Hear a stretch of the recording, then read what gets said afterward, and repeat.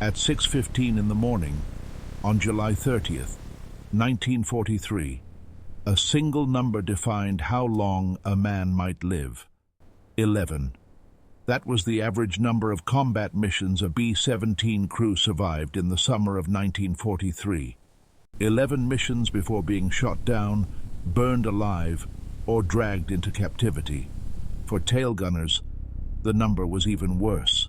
Staff Sergeant Michael Aruth knew this when he crawled into the tail of the B-17 Tondaleo at RAF Kimballton. He was 24 years old, 12 missions deep, already past the statistical line where most men died. Behind him stretched 40 feet of aluminum fuselage. In front of him, nothing but a curved plexiglass bubble and the open sky. No crew member nearby, no help if something broke, no escape if something went wrong. And the 8th Air Force called it the loneliest job in the war. The tail gunner's compartment measured barely 4 feet wide and 5 feet long. A bicycle seat bolted to the floor. 2 Browning .50 caliber machine guns pointed straight back into empty air. At 25,000 feet, the outside temperature would fall to minus 60 degrees Fahrenheit. Without his electrically heated flight suit, Aruth would freeze to death in minutes. But freezing was the least of his problems. B-17 tail gunner WWII casualty rates weren't caused by flak.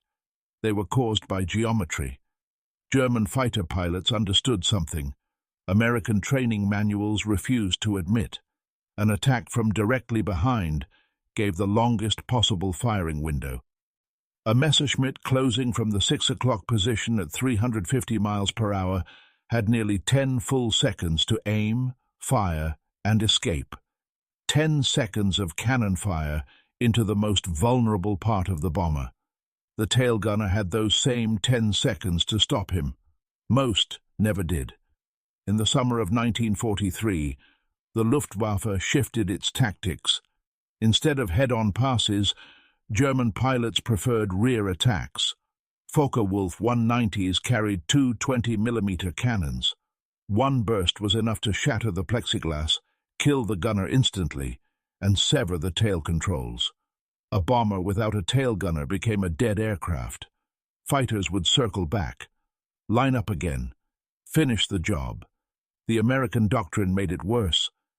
Army Air Force's gunnery manuals drilled one rule into every student: do not fire until the enemy is within 300 yards. Conserve ammunition. Fire short bursts. Make every round count. On a chalkboard, it made sense.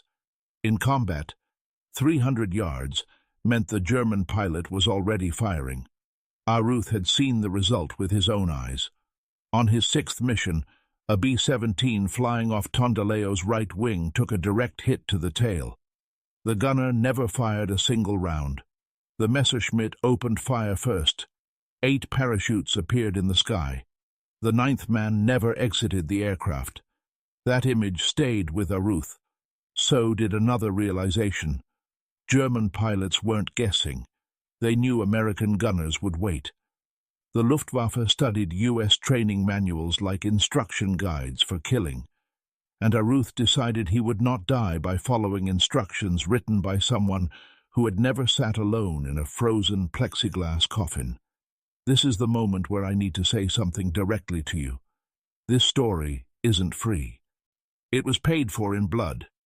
If you want these forgotten WWII stories to keep coming, the price is simple: a like, a comment, and a subscription. That's it. Back to the story. B-17 tail gunner. WWII missions were supposed to be predictable. Aruth made them unpredictable. On earlier raids, he tested a forbidden idea. What if you fired first? What if you opened fire at 600, 700, even 800 yards? At that distance, German fighters were still flying straight at him, presenting the largest possible target. The risk was ammunition. 800 rounds per mission sounded like a lot until you divided it by 20 separate attacks. Fire early, and you might run dry before reaching Germany. But Aruth reached a brutal conclusion. A gunner who conserved ammunition and died on the third attack made a bad trade. A dead men didn't need reserve bullets. Now on July 30th, 1943, that theory would be tested at full scale. 186 B-17s lifted off across eastern England. Their target was Kassel, deep inside Germany. 123 P-47 Thunderbolts would escort them, but only part way. Fuel limits meant the fighters would turn back over Belgium. The final 200 miles would be flown alone. Aruth checked his ammunition belts. 800 rounds, standard load. He already knew it wasn't enough. As the formation crossed the English Channel, the P-47s waggled their wings and peeled away. Ahead waited over 300 German fighters. Somewhere beyond the clouds, pilots were warming engines, loading cannon shells and calculating angles of approach.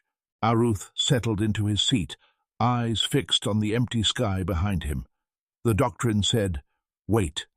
Aruth had decided otherwise, and in less than an hour, the Luftwaffe would learn why. B-17 tail gunner WWII combat changed forever in the skies over Germany that day. When the first German fighters appeared, they did not come screaming out of the sun. They did not rush. They did not panic. They came exactly as doctrine demanded. Calm, measured, patient. Messerschmitts and Focke-Wulfs formed up beyond visual range, using cloud cover and altitude to hide their approach. From inside the aluminum body of the B-17, the world looked deceptively quiet. Engines droned. Oxygen masks hissed. The formation held steady, each bomber locked into its assigned box. For most of the crew, danger still felt abstract. For the tail gunner, danger had a direction. Michael Aruth scanned the empty sky behind him, eyes moving constantly. He did not wait for fear. He waited for geometry, distance, angle, closure rate, and the moment when a fighter stopped being a speck and started becoming a decision. And then it happened. A dark shape appeared low and fast, rising from below the formation. Then another, then a third. They were not weaving. They were not juking. They were flying straight and true, committing fully to the attack, exactly as Aruth had predicted. B-17 tail gunner WWII survival depended on seconds, and those seconds were already burning away. At 800 yards, Aruth squeezed the triggers. The Brownings erupted. Tracers reached out into the sky long before any American gunner was supposed to fire. The aircraft shuddered as the guns spoke, not in short conservative bursts, but in controlled, aggressive streams. The sound filled the tail compartment, a violent mechanical roar that drowned out everything else. The German pilots did not expect it.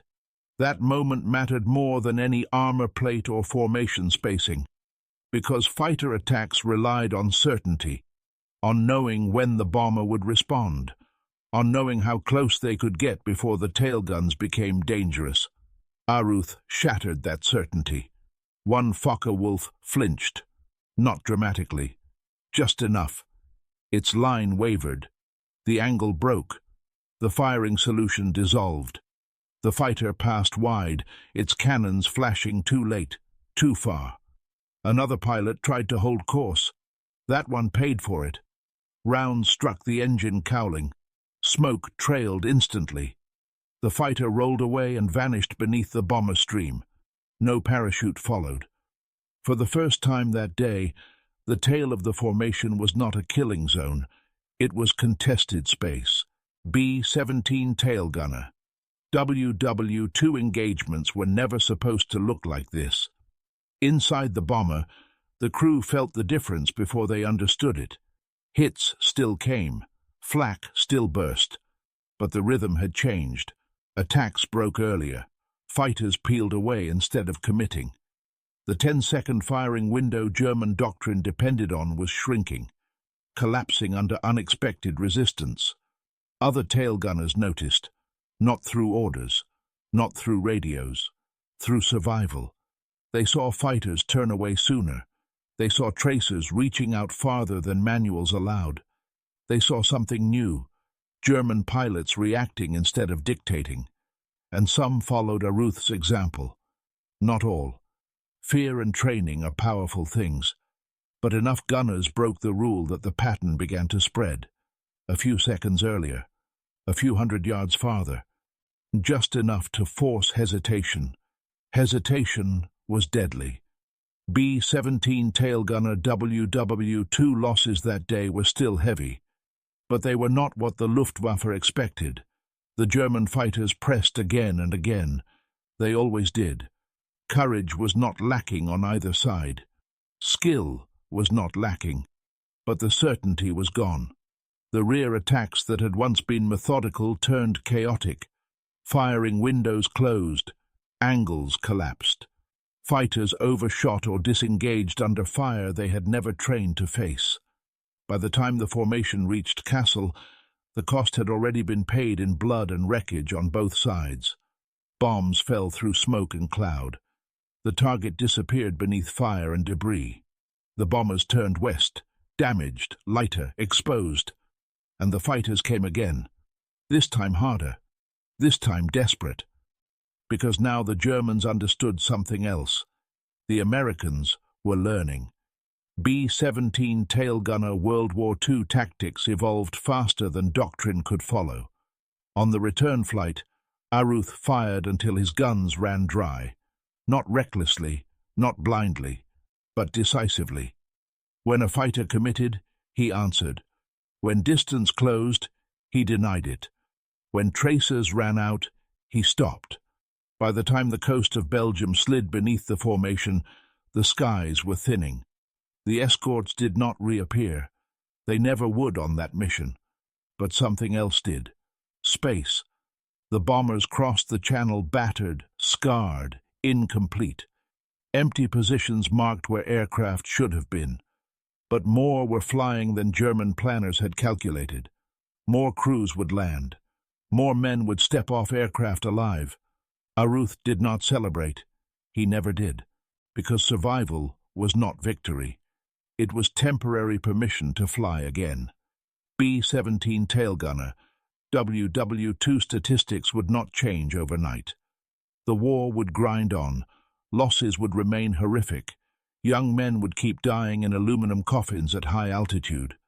But something subtle had shifted, not in official manuals, but in lived experience.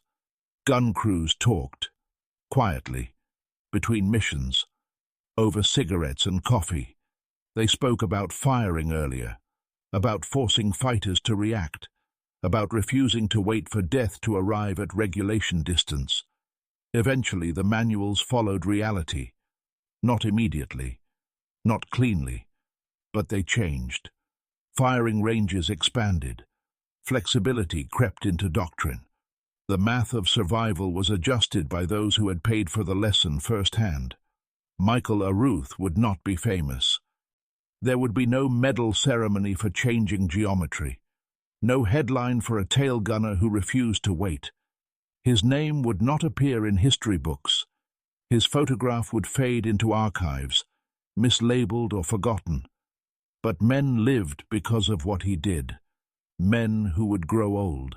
Men who would have children. Men who would never know why their aircraft survived that one mission. That is how most of this war was fought, not by heroes on posters, but by individuals making quiet decisions under impossible pressure. B-17 tail gunner.